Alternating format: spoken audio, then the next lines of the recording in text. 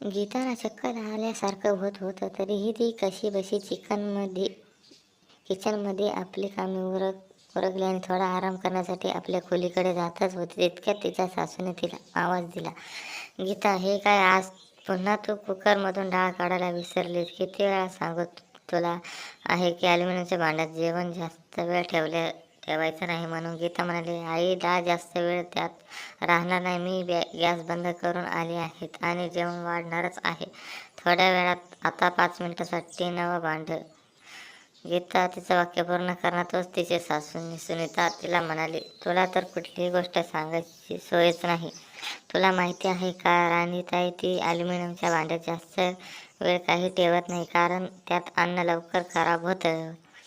म्हणून ती लगेच स्टीलच्या भांड्यात काढून घेते. पण तुला तर समजून घ्यायचंच नाही." गीता म्हणाली, "आई, जास्त वेळपर्यंत ठेवायचं असेल तर मी उद्या दुसऱ्या भांड्यात काढून घेत असेल, पण आपण तर आत्ता लगेच जेवायलाच बसणार आहोत ना." असो. गीताने पुढे बोलायचं बंद केलं, कारण तिला माहीत होतं की तिच्या सासूला तीच गोष्ट पटवणार जी तिला राणीताईने सांगितली आहे, आणि राणीताई जे करते तेच बरोबर आहे. त्यामुळे तिच्या सासूसमोर काही समजायचं म्हणजे स्वतःलाच खोटं ठरवण्यासारखं होतं. गीता आपल्या पतीसोबत राहत होती आणि ती सध्या प्रेग्नंट आहे, त्यामुळे तिने मदतीसाठी तिच्या सासूला बोलावले होते. तसेही अशा वेळी कोणीतरी मोठा माणूस घरात पाहिजे असतं, पण गीताने ज्या हेतूने तिला बोलावलं होतं त्याच्या नेमकं उलटच घडत होतं. तिच्या सासूमते अशा वेळी गीताने भरपूर कामं केली पाहिजेत, म्हणून मग तिने तिच्या कामवालीला सुट्टी दिली होती. पण गीताने तिला परत बोलवून घेतले. पण पहिले कामवाली भांडी घासायची आणि झाडू मारायची, फरशी पुसून जायची. पण आता ती फक्त फरशी पुसून जाऊ लागली. त्याशिवाय गीतावर आता खूप बंधन आली होती. काय खायचं, किती खायचं, केव्हा खायचं आणि केव्हा झोपायचं, या सगळ्या गोष्टीवर तिच्या सासूची सुनीताची बारीक नजर असायची. कधी कधी या सगळ्या गोष्टी गीताला आवडायच्या नाही, पण आईने 3 मुलांना जन्म दिला याचा विचार करून ती गप्प बसायची. त्यांना चांगलं माहीत आहे की यावेळी गीतासाठी काय चांगलं आहे आणि काय वाईट आहे ते, आणि त्या प्रकारे तिची चांगली काळजी घ्यायची.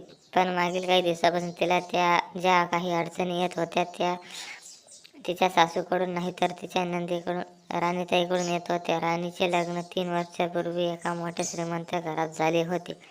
तिच्या सासरी कामाला नोकर चाकर शिवाय सगळ्या सोयीसुविधा होत्या. पण राणीची एक सवय होती की तिला वाटतं जे आपण काम तिच्या सासरी होते ते काम तिच्या माहेरी सुद्धा झालं पाहिजे. पण तिला हे समजत नव्हतं की प्रत्येकाची कामाची पद्धत, राहणीमान वेगळं असू शकतं. जेव्हा कधी ती सासरी एखादी नवीन गोष्ट बघत असायची तेव्हा ती लगेच तिच्या माहेरी आईला फोन करून ते नियम समजावून सांगायची, आणि आईसुद्धा मुलीच्या बोलण्यात येऊन त्या गोष्टी करायची. पण आता सुनीता तिच्या सुनेच्या घरी आली आहे म्हटल्यावर मग ते नियम ती इथेही लागू करायची, आणि त्यामुळे तिची सून गीता या सगळ्या गोष्टीला खूप कंटाळलेली होती. आता 2 दिवसापूर्वीची गोष्ट आहे. सासू सुनीता त्यांच्या सुनेला गीताला सांगू लागली की 8 दिवसात प्रत्येक वेळी चहा नवीन भांड्यात बनवायचा, म्हणजे जेव्हा जेव्हा चहा बनवला जाईल तेव्हा तेव्हा ते भांडं धुवायला टाकायचे. त्याचप्रमाणे ॲल्युमिनियमच्या भांड्यात जेवण बनवलं ते लगेच दुसऱ्या स्टीलच्या भांड्यात काढायचे. आता त्यामुळे एका भांड्यात अन्न शिजत आणि दुसऱ्या भांड्यात ते ठेवायला जायचं, आणि पुन्हा गरम करायसाठी तिसरं भांडं काढलं जायचं. आणि या सगळ्यात परिणाम म्हणजे गीताला धुण्यासाठी भांड्याचा ढीग लागायचा. जेवणात सुद्धा प्रत्येक वेळी सुनीता सांगे की याच्याबरोबर हे खायचं नाही, त्याच्याबरोबर ते खायचे नाही, हे गरम करून खा, ते थंड करून खा, या भाजीत हे टाक आणि त्या भाजीत ते टाक, असे एक ना एक अनेक नियम होते. आणि सगळे नियम यासाठी होते की कारण ते सगळे राणीताईंचे सासरे असायचे. आता हळूहळू गीताला या सगळ्या गोष्टीचा कंटाळा येऊ लागला होता, पण ती सासूला काही बोलू शकत नव्हती. आता गीताला 9 महिने पूर्ण झाले आणि ती तिच्या पोटात दुखू लागलं. तिला दवाखान्यात ॲडमिट केलं आणि तिला एक छान छोटासा बाळाला जन्म दिला. 2 दिवसानंतर गीताला घरी आणलं. आतापर्यंत तर गीता एकटी सगळं घर सांभाळायची, पण आता तिच्या सासूला हे सगळं एकटं करावं लागत होतं, आणि ते तिच्यासाठी अवघड होत होतं. म्हणून मग त्यांनी राणीताईला फोन करून बोलावून घेतलं. दुसऱ्या दिवशी लगेच राणीताई गीताच्या घरी पोचली. ती घरी पोचताच तिने पहिल्यांदा आल्या आल्या बाळाला उचलून घेतलं आणि त्याचे पापी घेतल्यानंतर चहा पाणी नाश्ता झाल्यावर ती तिच्या आईला मदत करू लागली. 1-2 दिवस तर चांगले गेले, पण नंतर मात्र तिसऱ्या दिवशी राणी त्याच्या जोरजोरात ओरडण्याचा आवाज येऊ लागला. अगं आई, पण तू पण काय सारखं सारखं भाजी आणि डाळ कधी या भांड्यात तर कधी त्या भांड्यात टाकत आहेस. किती भांडी निघतात ग धुवायला. त्यात एक आपला स्वयंपाक वेगळा बनवतो तर वहिनीचा स्वयंपाक वेगळा बनता आणि त्यात एवढी भांडी आणि हे राणीताईचे शब्द होते. पण तू तर हे सगळं करायला सांगायचे ना त्या दिवशी फोनवर. जेव्हापासून मी सगळं असंच करत होते. गीता तर भांड्याचा ढीग धुवायची, ते सुद्धा काही न बोलता.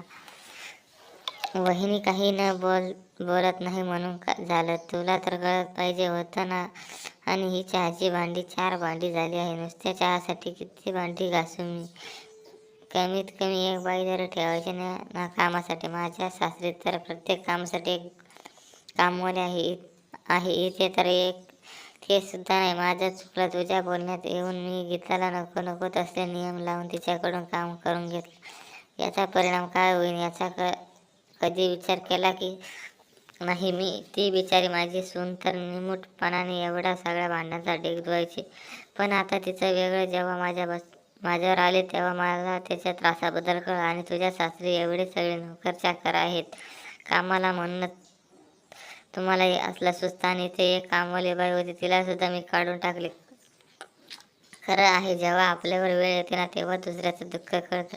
तोपर्यंत दुसऱ्यासाठी नियम बनवणे सोपे आहे, पण ते नियम जेव्हा आपल्याला लागू होतात तेव्हा खरी परिस्थिती कळते. तुझे नियम आता तुझ्याजवळ ठेव. इथून पुढे हे घर तसंच चालेल जसं माझी सून चालेल. तिच्या बाजूच्या खोलीत बसलेली गीता हे सगळं ऐकत होती. तिला त्या दोघींमधले बोलणे ऐकून सुरुवातीला तर आश्चर्य वाटलं, पण नंतर मनातल्या मनात हसत म्हणाले. आणि त्याचे नियम आता तिच्यावरच उलटले. त्यामुळे दुसऱ्याचं बघून आपल्या घरात नियम बनवू नये.